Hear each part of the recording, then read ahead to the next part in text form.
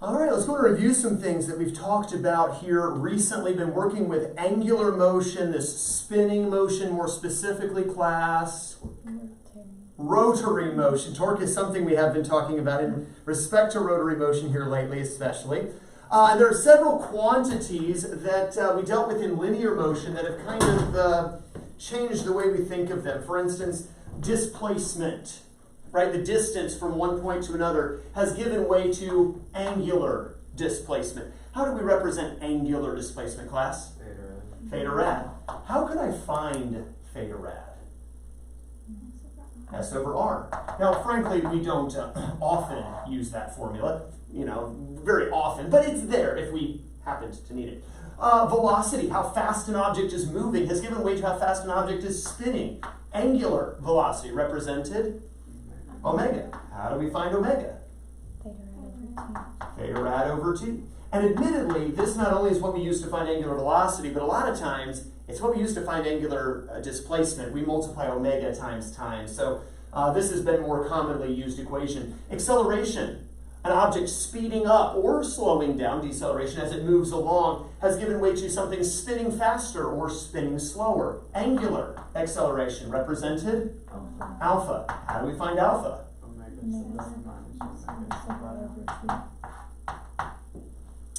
And more recently, mass of an object has given way to something that affects movement on a rotating basis. Because to move an object along a line, the mass will affect your ability to move it. But to spin an object, it's not just mass that affects your ability to spin. It's mass and the distribution of that mass. We call that, class, inertial moment, or moment of inertia, or the one that I use in this class, rotational inertia, represented with the letter I, which isn't Greek. And though I guess the capital iota looks just like that anyway. But mass has given way to rotational inertia. What's the basic equation for rotational inertia, class? I equals mr squared. Now, there's all kinds of variations on that theme, but that's basically the base equation for rotational inertia. We also said that if you wanted to cause an object to move, you have to apply force. Well, if you want an object to spin, you have to apply torque.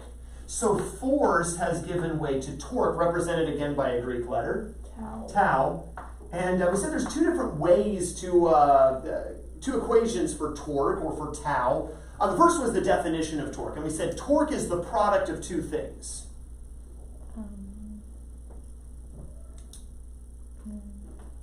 A force that's applied times the radius of the force. Remember, where you apply the force matters. Where you push on the door matters, right? Where you try to spin something matters, okay? So the radius along which the force is applied. So there's my first equation, tau equals Fr. That's your definition of torque. There was another equation we called the law of torque. What was that equation, anyone? I alpha.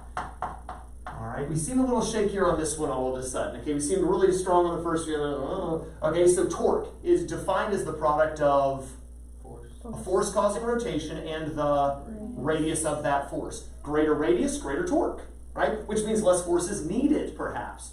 Smaller radius, you need more force to keep the same amount of torque. All right, so tau equals Fr, tau also equals class I alpha. Now, as far as our units are concerned, let's quickly recap those as well. Angular displacement, theta rad, has what units? Radians, or nothing. Okay. Omega, angular velocity. Radians per second, or just per second. Angular acceleration, alpha. Radians per second squared, or just per second squared. Rotational inertia doesn't have special units, it's just the units you would see.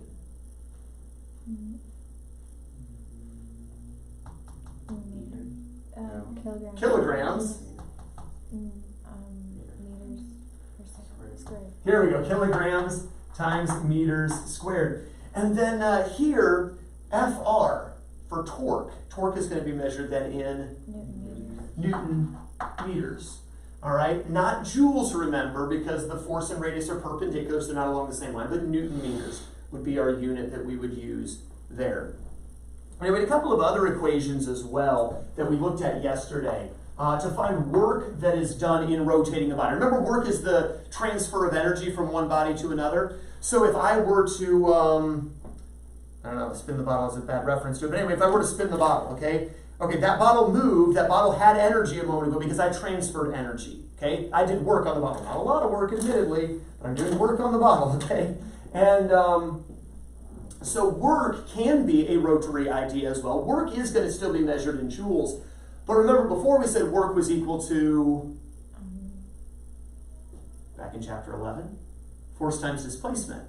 Well, we've done away with force and displacement. So what would work be now, class? Tau theta rad. My suggestion is don't memorize that as a new formula, but refresh your memory on W equals FD and make the substitutions. Power, we used to say could equal a number of different things. It could be work over time, which is perhaps still the best way to think of it, which would be tau theta rad over T. But since theta rad over T has already been defined as the equation for omega, we could say tau omega. Admittedly, you're not going to see this equation a lot, but that's how we would find the power needed to the power that was demonstrated in causing rotation. We used this one a lot yesterday, and it was rotational kinetic energy. Because again, when I spun the bottle around, it had energy, right? It had kinetic energy. And we used to find kinetic energy how? 1/2 mv squared. Now, m and v have given way to other things. So rotational kinetic energy, class, 1/2 I omega squared. Kinetic energy, by the way, is also still going to be measured in joules. This energy was in joules before. Energy is still going to be in joules. And then the last one was angular momentum. Now, we replaced momentum with angular momentum. We changed the letter as well. Remember, momentum used to be lowercase p, which made no sense? Well, angular momentum is now capital L. How do we find angular momentum? Not mass times velocity, because mass and velocity have given way to other things. I omega. And the units for angular momentum will simply be the units for I and omega. Kilograms times meters squared per second. Kilograms times meters squared. And remember that the radian technically isn't here, so per second. And these are what we were working on yesterday. Questions on these? All right, we worked quite a bit with that yesterday. We'll work some more tomorrow as we do some review over all of this section. For now, I want to consider this. If an object is rolling along the ground, a wheel, for instance, is rolling along the ground, it's moving from point A to point B, correct?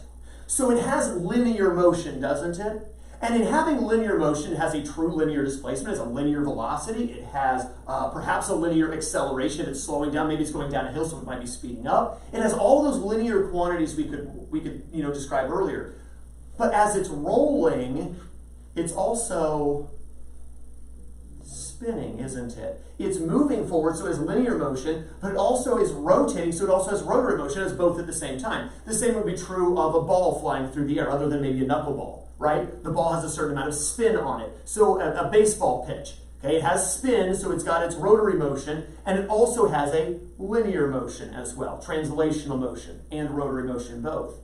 Well, if that's true, then as we think of this idea of the energy that a spinning body possesses, for a rolling body, it will possess both rotational kinetic energy and it'll possess the linear kinetic energy. Does that make sense? Both linear and rotary kinetic energy. So next thing you notice is the total kinetic energy of a rolling body.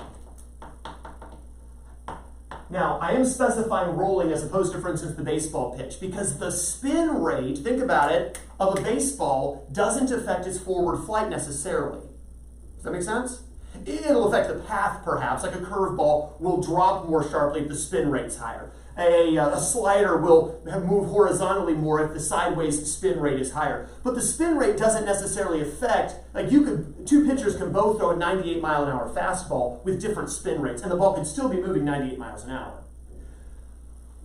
But a wheel, its forward motion directly hinges on its spin rate. If it's spinning slowly, it's also moving forward slowly, correct? So those two are directly tied together.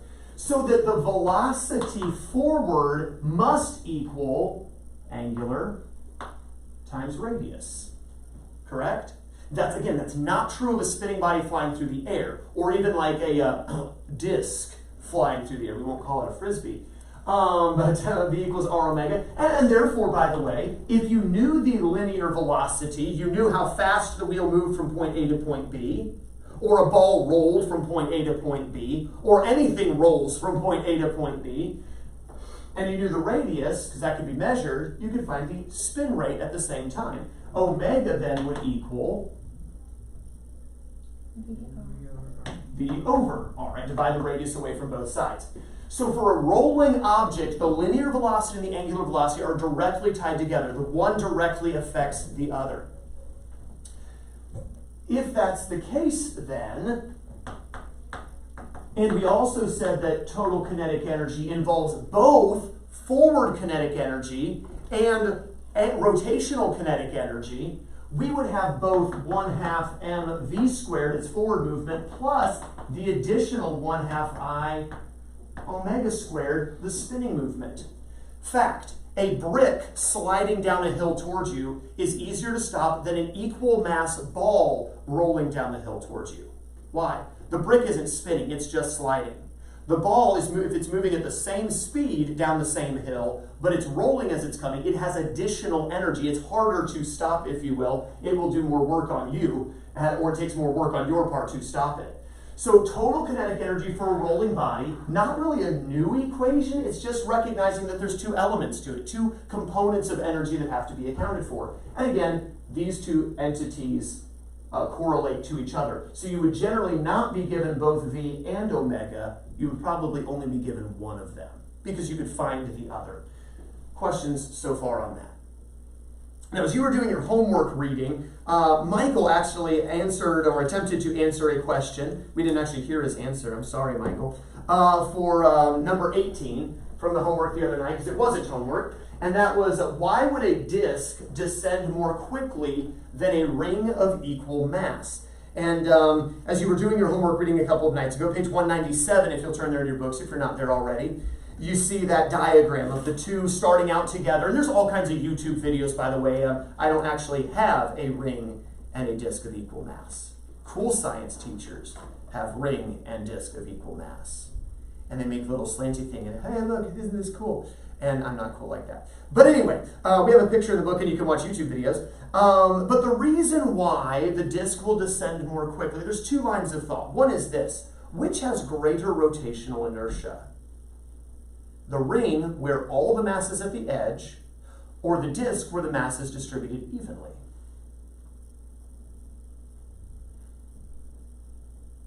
Remember, rotational inertia depends on the mass and the distribution of the mass. The more it's distributed outward, remember the bar with the weights on the ends, and then the bar with the weights in the middle. Really quick and easy, right?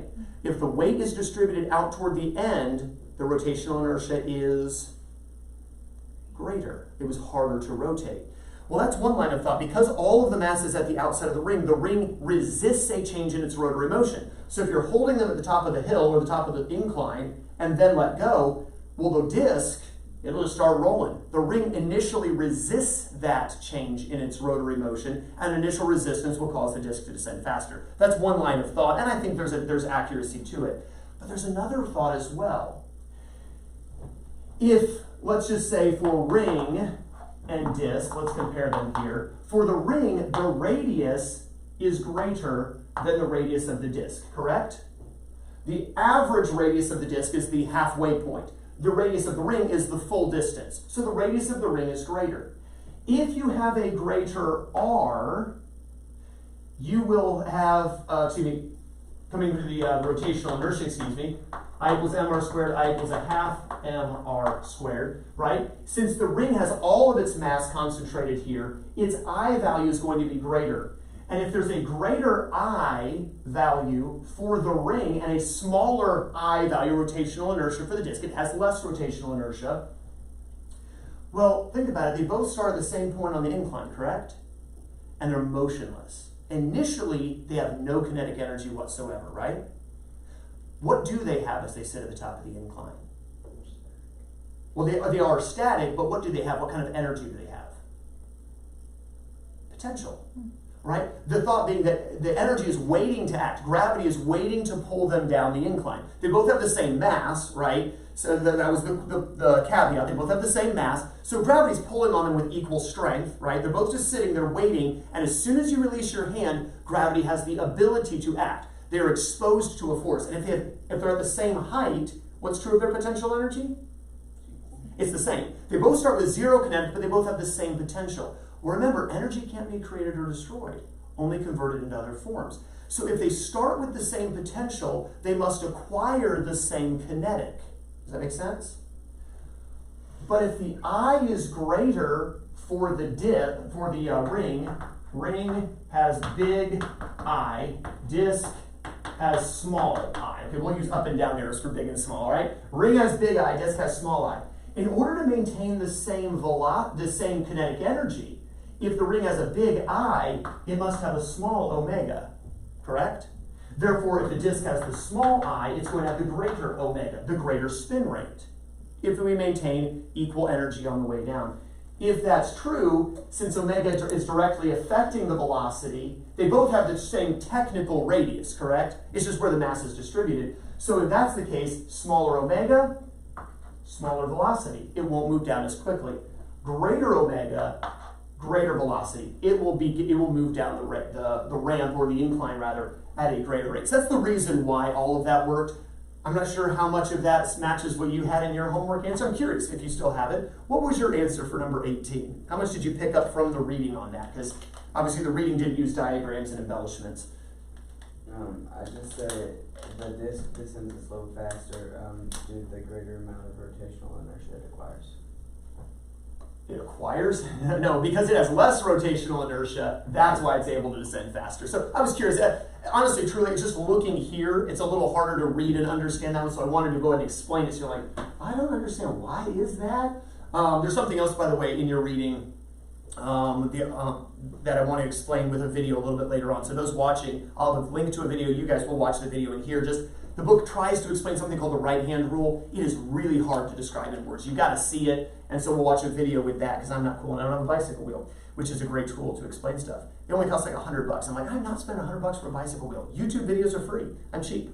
Anyway, all right. So anyway, back to the rolling object though. We said it has, since it's rolling class, it has both forward or linear kinetic energy, and it has rotational kinetic energy. It has both of them. All right, so we'll just account for both. Let's consider for a moment if we were to roll a basketball along the floor. All right, so a basketball, regulation basketball, has a mass of about 0.625 kilograms. Also, a basketball measures about 23 centimeters across. So let's suppose there's a basketball on the floor and I just give it a nudge and start it rolling. And let's suppose it's rolling across the floor at 2.3 meters per second. Okay? So it's rolling across the floor, 2.3 meters per second, measures 23 centimeters across, has a mass of 0.625 kilograms. Well, what are these numbers? Well, the 0.625 kilograms, of course, we just said that's the mass. The 23 centimeters, that's the diameter. Do I ever care about diameter? No, I always end up wanting to go to radius anyway. What's the radius?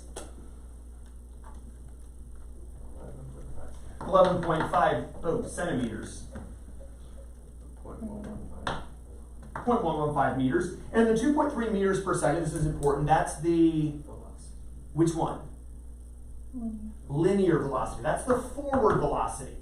Well, I do need the mass and the velocity for the linear kinetic energy. So I've got everything I need to find the forward or linear kinetic energy.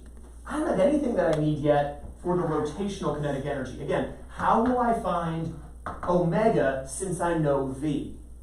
Well, we always said to find the linear, angular times radius. To find the angular, linear divided by radius. What about the I? Well, if you were to look back at page 194, we have a lot of different shapes pictured there, and the closest one, I suppose, would be the basketball, right? So the basketball rather would be the solid sphere, but is a basketball a solid sphere? No, it's a hollow sphere. So for a hollow sphere, here's your equation for I. I is going to equal 2/3 mr squared. So let's start though with the easy part. Let's find by finding a half mv squared. Plug that into your calculator. Half mv squared.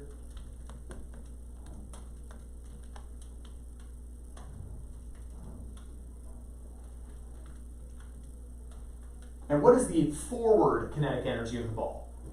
1.653.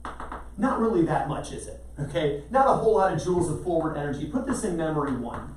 We'll come back to that number in a minute. That's how much forward energy it has. If there were a brick with this mass, and it were sliding at this speed, it would also have that energy.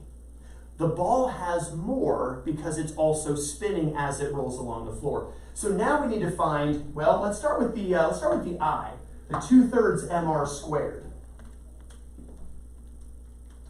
I would put the fraction in as opposed to hitting 0.6 a bunch of times. 0.66666. Okay, just do 2/3 times 0.625 times. And what is the rotational inertia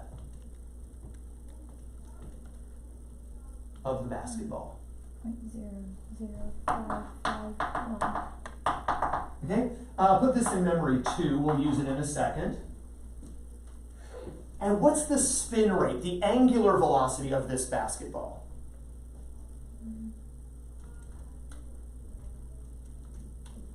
Ooh, that came out evenly. That's awesome. What's the spin rate of the basketball? V over R. Okay, there's V, there's R. Don't make it hard. Call it. 20. 20 radians per second, right? We don't really need a memory for that, do we? All right, so we've got the 20, but notice it's 1/2, remember rotational kinetic energy, 1/2 I omega squared. So we need to make sure we square the omega. Well, we should have that memorized. 20 squared? 400. Multiply that by the I, which is in recall 2. And then divide all of that by 2 or multiply by 1/2. How much rotational kinetic energy does the basketball have? 4.4. Divide by 2, not multiply by 2. I think you divided by 1/2. Because you're going to 1.102. So we're multiply by 1/2 or divide by 2. I think you divided by 1/2, if I'm not mistaken. This is how much rotational kinetic energy it has. That's on our calculator. Add on memory 1, the forward kinetic energy, and how much total kinetic energy will a basketball have if it rolls across the floor at 2.3 meters per second? We could round off, looks like 2 sig figs, 2.8 joules. Not a whole lot of energy. It's not hard to stop the basketball that's rolling. It doesn't take a lot of work on your part to stop it. Questions on how to use total kinetic energy. You'll have a problem like this for homework tonight. Questions? Did you get it figured out? I think so. All right. Next thing I want to talk about, if you'll turn over to page 198, something I believe you read about in your homework a couple nights, yes you did, was this idea of conservation of angular momentum. Next thing you notice, conservation of angular momentum. I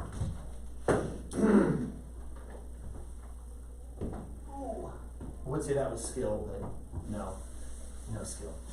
Conservation of angular momentum. You'll remember back when we talked about an object or objects interacting, for instance, we said that if there's no outside forces, momentum's conserved.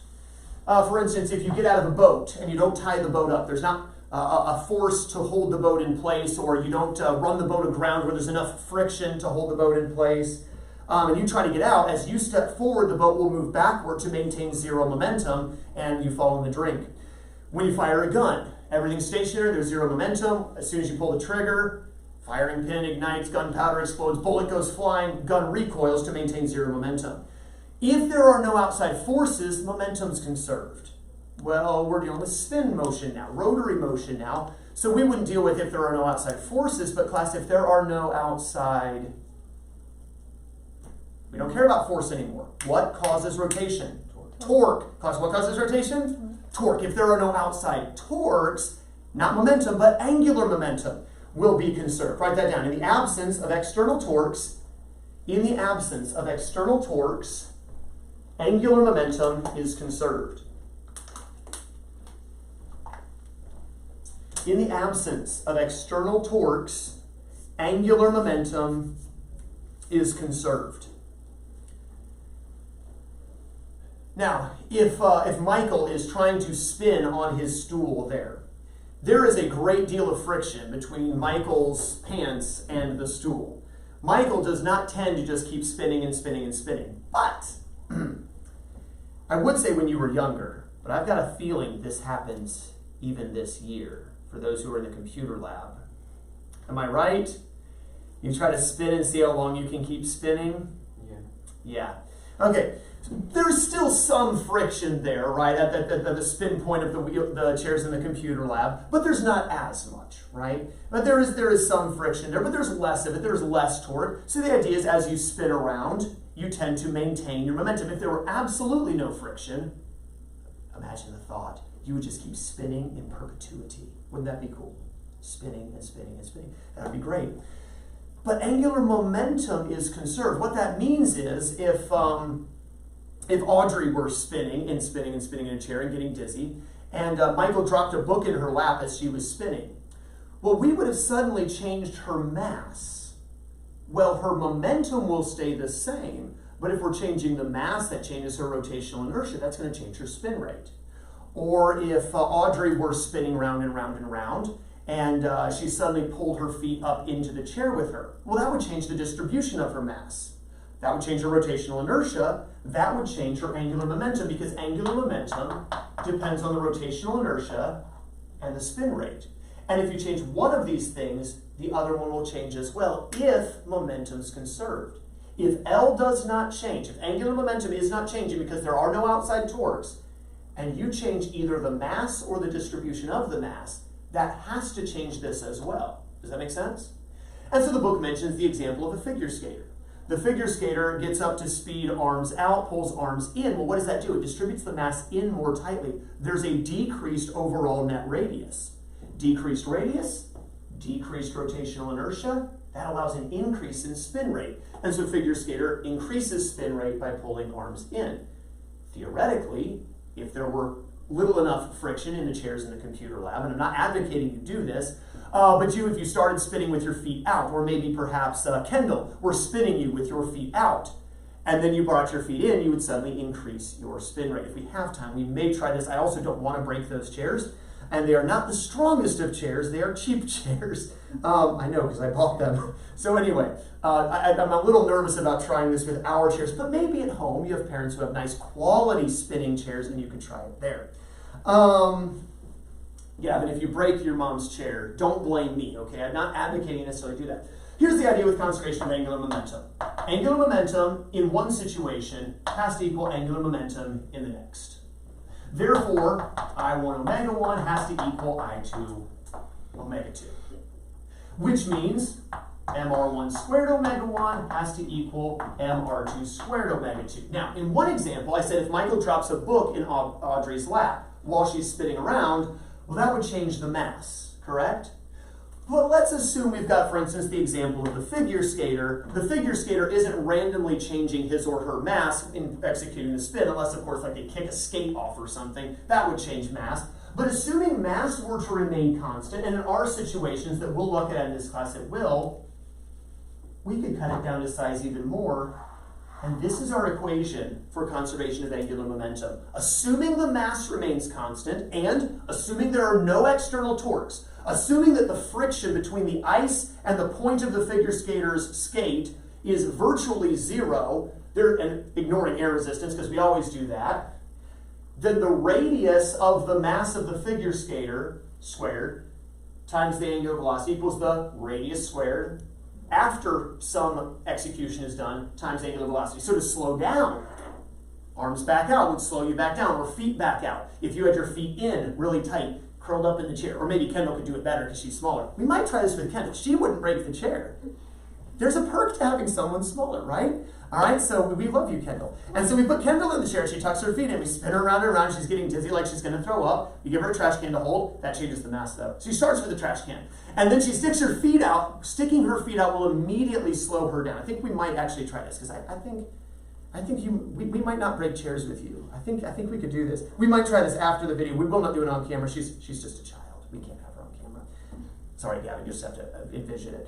Anyway, but this angular momentum conservation is there. Now, there's an interesting demonstration that I like to do, and I think I might need a little bit more water in here. But you know, spin the bottle, right? Not like flip the bottle, I guess, right? The idea is to land the bottle on the cap, right? And that's not easy to do with bottles like this. Gatorade bottles work better, right? This bigger cap. But if you spin a bottle, right, you just hold the bottle and you can spin it around. You can spin it pretty fast, right? And but if you take a bottle that has less water in it, and you were to try to spin it around, I think I got it to spin once, right? I'm doing the same thing I was just doing a second ago, where this thing spins around rapidly. This one won't.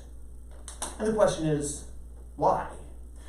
Well, with a bottle like this, when it's nice and pretty much full, it's not completely full, the mass is pretty evenly distributed throughout the bottle. So when I flip it, the radius of rotation is kind of about halfway out. Minor radius of rotation. This one, though, because it's so empty, when I flip it, the water will actually separate.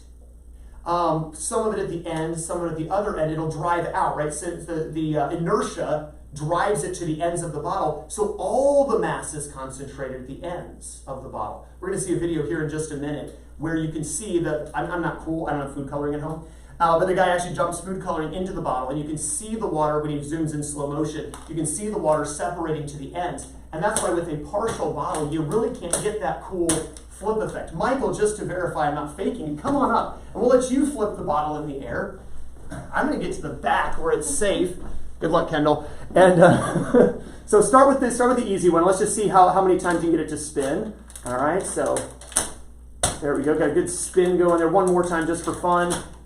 All right, all your adoring fans on YouTube love it. Okay, now for the one that's emptier. Let's see if you can be more successful than I am. Isn't that weird? It's a weird, do it again. If you got it to flip around once, it will not flip. And again, the idea is because the mass all goes to the ends of the bottle, increased radius, decreased spin rate. Make sense? So kind of an interesting demonstration there as well. By the way, the idea here is angular momentum is conserved, right? A wheel that is spinning has its own rotational inertia. A wheel that is spinning, or an object that is spinning, tends to keep spinning, right? And tends to continue in its present course. This is an interesting demonstration that unfortunately we can't do. We did it in my college physics class because college physics teacher was cool. He had a $100 bicycle wheel. I don't have a $100 bicycle wheel, but he had a cool $100 bicycle wheel with handles on it. And we can see videos of this on YouTube as well, where when you get the wheel spinning and you try to tilt the wheel, it's hard. It's actually legitimately hard to tilt the wheel because it's spinning. And its rotational inertia tends to keep it in that plane. If the wheel were just sitting there, turn it however you want. This is the reason why when you're on a bicycle and you're riding a bicycle, the wheel tends to maintain its angular momentum, you don't tip over. If you just sat on the bicycle without driving anywhere, you fall over. Why can you stay upright? Well, obviously you have your own forward inertia, but the wheels have that rotational inertia. An even more interesting demonstration, we did not do this in my physics class because we were not that cool, but it's on YouTube, is if you were to get on one of those spinny chairs, and you were to spin the bicycle wheel really, really fast, hand it to the person, again, it's hard to tilt the wheel, but the chair will start moving.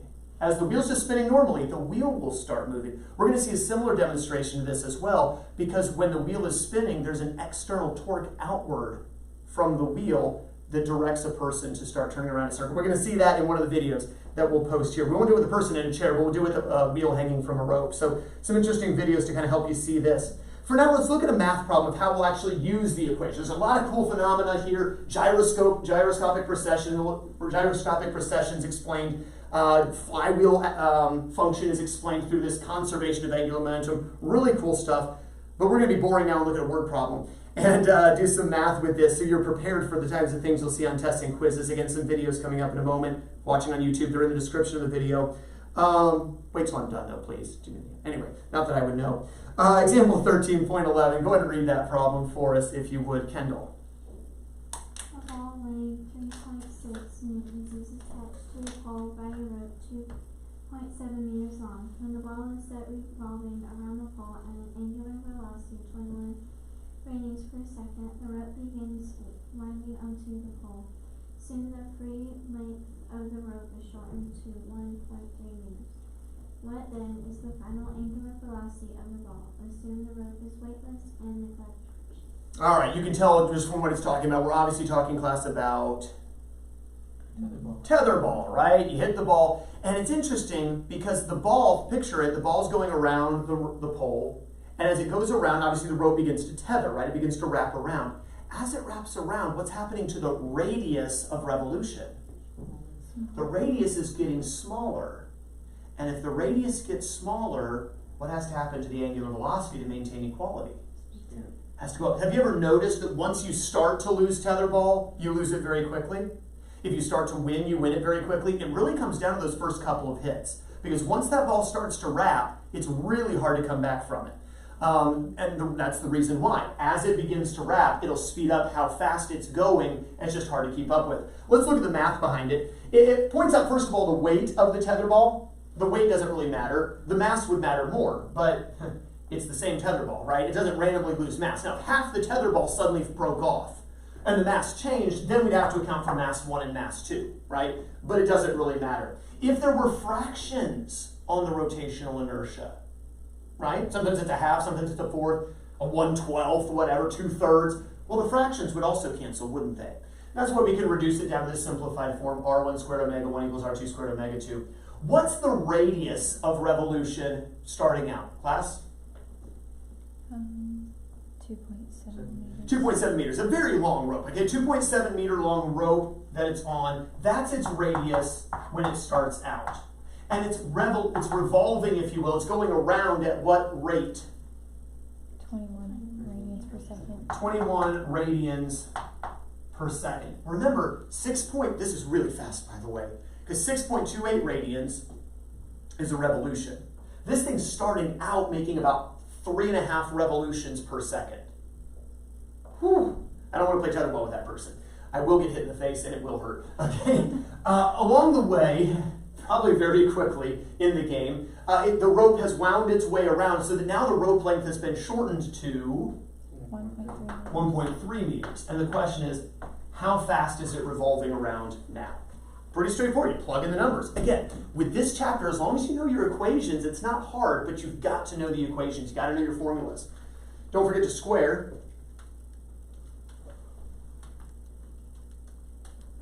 And this is insane. How fast is it winding itself around the pole now? 90.585. 90.58, blah, blah, blah. We round it off. 91 radians per second. 15 revolutions per second, like 15 times around in a single second. I think a little unrealistic, right? I mean, realistic, you see the kids out there playing tetherball because you help with the aftercare. I mean, even if you were playing against them, I don't care to crush that little kid's face, and you hit that ball, I mean, it's probably going to take actually a couple of seconds to get around on that initial hit. So it's probably more like maybe half a revolution per second, so like 3 radians per second. Let's change the numbers now and make it 3 radians per second. Go with something a little bit more realistic. Still, by the time it's said and done, what does it come out to, Audrey? 12.94. You're still finishing at 12.94, but it's just, again, that's about half the length of the rope has wound. So we're not even talking game over yet. We still got quite a bit of rope left. But 12.94, that's 2 revolutions per second. Every second, 2 times around. That's the current rate of speed. So we see that as the radius decreases, class, the spin rate increases. Right? And we'll see that in a couple of homework problems. Let me give you your homework now, and then we'll go ahead and watch some of those videos. All right, so your homework for this evening is to read pages 196 to 201. Read pages 196 to 201. And do page 204, problems 13 and 14. Page 204, problems 13 and 14.